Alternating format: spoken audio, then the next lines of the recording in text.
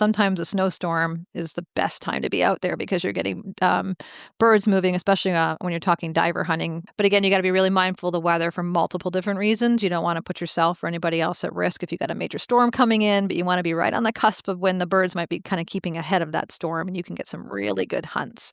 But there's been a lot of research and science out there that supports, there's really two things that are the primary indicators that might get a bunch of birds to move, and that's consecutive days of cold and cumulative amounts of snow. They get shut out of food resources. So it's cold, they need to start eating more, and so they're starting to use the resources that are there, so they're going to continue to follow that snow line. And then similarly, if it's consecutively a number of days it's cold, it's going to ice up. And so again, loss of resources for food. And so when you think about being a duck, you want to be maintaining that. You want to be fat and happy through the winter months because you want to make sure you're going to be really healthy and to be able to make that spring migration jump back to the breeding grounds.